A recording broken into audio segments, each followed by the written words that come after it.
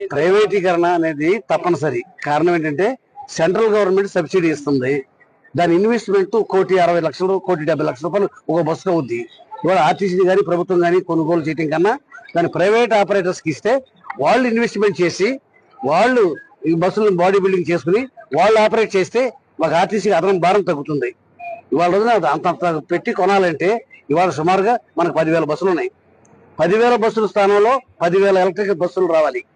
మరి 10,000 ఎలక్ట్రిక్ బస్సులు రావాలి అంటే సుమారుగా 15,000 కోట్లు అవుతాయి.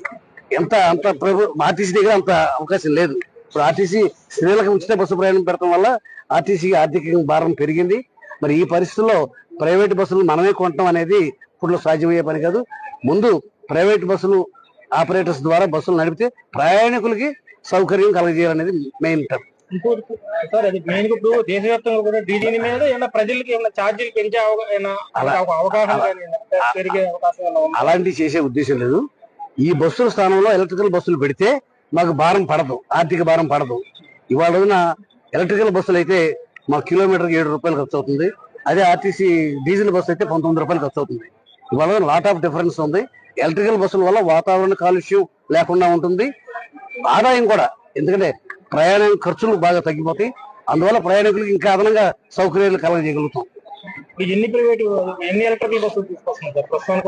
మాకు 1,050 బస్సులు ఫస్ట్ మేము అనుకున్నాం. 1,050 బస్సులకు ప్రపోజల్స్ పెట్టాం. 750 బస్సులకు మాత్రమే టెండర్లు ఆమోదించడం జరిగింది. 750 బస్సులకి electrical sub stations, charging stations అన్ని కూడా కన్స్ట్రక్షన్ చేయడం జరిగిపోయింది.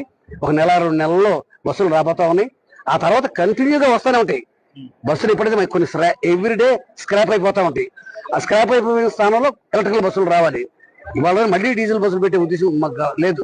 కారణం ఏంటంటే డీజిల్ రేట్లు అది ఆర్థిక భారం. ఆర్టీసీకి ఆర్థిక భారం పడకుండా ఉండాలి అంటే ఎలక్ట్రికల్ బస్సులే పెట్టాలి. ఎలక్ట్రికల్ బస్సులు పెట్టడం వల్ల వాతావరణ కాలుష్యం లేకుండా, మరి వాళ్ళ వాతావరణ కాలుష్యం గురించి ఆలోచించాల్సిన అవసరం ఉంది. ప్రతి ఒక్కళ్ళ వెహికల్స్ పెరిగిపోయింది. కనీసం ఆర్టీసీ ఎలక్ట్రికల్ బస్సుల్లోకి వెళ్ళిపోతే డీజిల్ ఆదా అవుతుంది, వాతావరణ కాలుష్యం తగ్గుతుంది. That is more useful. First 750 బస్సులు రాబోతా ఉన్నాయి విత్ ఇన్ 2 months లో.